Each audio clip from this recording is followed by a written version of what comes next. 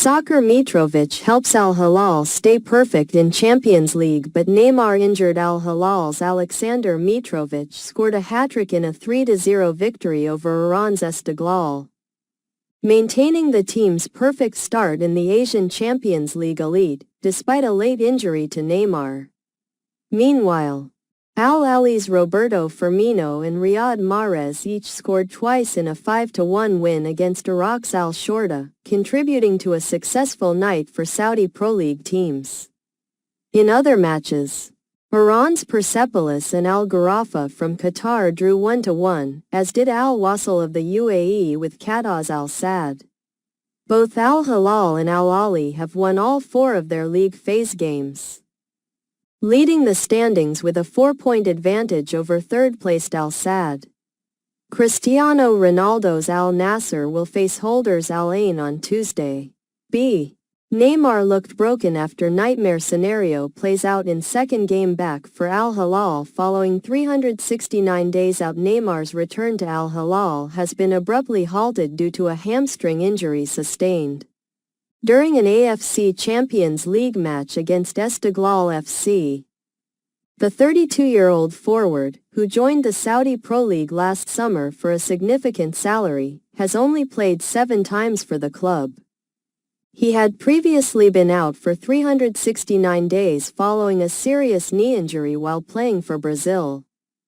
Neymar made his comeback last month but now faces another spell on the sidelines due to this latest injury. C. Jeffrey Epstein describes Donald Trump as his closest friend for 10 years. In latest Michael Wolff tape, disgraced financier Jeffrey Epstein referred to Donald Trump as his closest friend in recently released recordings by author Michael Wolff. These tapes, part of Wolff's research for his book, Fire and Fury, were recorded during interviews with Epstein in 2016, prior to Epstein's 2019 suicide while awaiting trial for sex trafficking. At the time of the interviews, Epstein had a criminal record limited to state charges of soliciting prostitution. In the latest tape, Epstein stated that he and Trump had been close friends for a decade. D. Jeffrey Epstein's Trump bombshells blew Jimmy Kimmel's mind on the eve of Election Day. Jimmy Kimmel expressed disbelief on his late-night show about the close race, despite the release of bombshell audio recordings from Jeffrey Epstein discussing his close friendship with Donald Trump. Kimmel highlighted the stark contrast between the gravity of the revelations and the lack of public reaction, recalling how Mitt Romney faced backlash for a minor incident involving a dog carrier. He lamented that such significant information about Trump and Epstein barely seemed to impact voter sentiment. E. Congressman Cohen expresses concern at suggestion Jeffrey Epstein had compromising photographs of Trump. Congressman Steve Cohen, Tennessee 9, raised concerns about Jeffrey Epstein allegedly having compromising photographs of Donald Trump during a July 2024 FBI oversight hearing. He questioned FBI Director Christopher Wray about the evidence found in Epstein's home and later submitted written inquiries regarding the case. The issue gained attention after a report from the Daily Beast mentioned Epstein showing these photographs to author Michael Wolff, prompting denials from Trump's campaign. F. Joe Rogan endorses Donald Trump for president. Influential podcast host Joe Rogan has endorsed Donald Trump for president, citing the influence of Elon Musk in his decision. Rogan expressed his agreement with Musk's compelling case for Trump in a post on social media platform X, sharing a link to a nearly 3-hour interview with Musk. Described as the most popular podcaster globally, Rogan has a predominantly male audience and recently interviewed Trump, while also negotiating for an interview with the Democratic presidential nominee. G. Texas sues to block U.S. Justice Department from monitoring states' elections. Texas is suing the U.S. Justice Department to prevent federal monitors from overseeing its elections, following Secretary of State Jane Nelson's statement that state law prohibits such monitors in polling locations. Attorney General Ken Paxton's office supports this effort to block federal oversight in future elections. The Justice Department had announced plans to send monitors to 27 states, including Texas, to watch for potential voting rights violations. Editor John Ralston's 2024 Nevada election predictions. The author reflects on their successful predictions in the 2022 elections, specifically choosing winners Joe Lombardo and Catherine Cortez Masto in closely contested races. Despite this success, they feel compelled to continue making predictions rather than retire on a high note.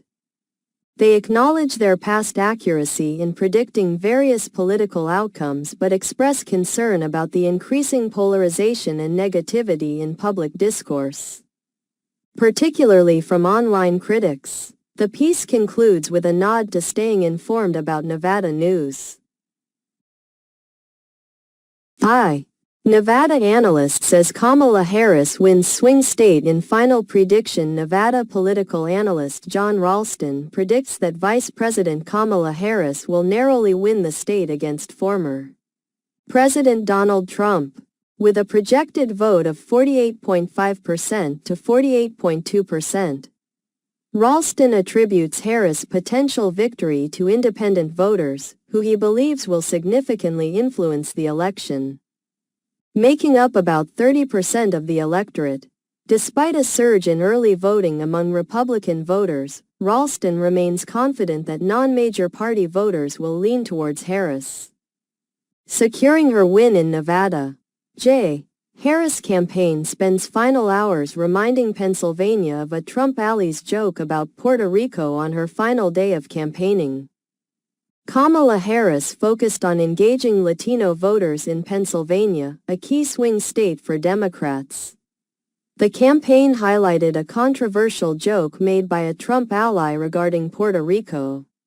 Meanwhile, 17-year-old Carmen Hernandez protested outside a Trump rally in Reading, Pennsylvania, holding a sign that read, "What you call trash is our treasure," reflecting the sentiments of the local Hispanic community. Two more UK MPOX cases found in household contacts of first case. The UK has reported a total of 3 cases of the clade IB strain of MPOX, with 2 new cases identified in household contacts of the initial case. The Health Security Agency, UKHSA, has stated that the overall risk to the population remains low. Former Scotland rugby captain Stuart Hogg has been exposed as a booer, one who whined about social media abuse while dishing it out to his wife for 5 long years. Stuart Hogg, a former Scotland rugby captain, celebrated his 100th cap for Scotland a year and a half ago with his family, showcasing a proud moment in his career. At that time, his wife Gillian was pregnant with their 4th child, highlighting a joyful home life. However, a recent court appearance marked a stark contrast, as Hogg, now 32, was accompanied by his serious-faced parents to Selkirk Sheriff Court, where they learned about his behavior as a husband over the past 5 years. This situation has challenged the family-oriented image he had previously cultivated.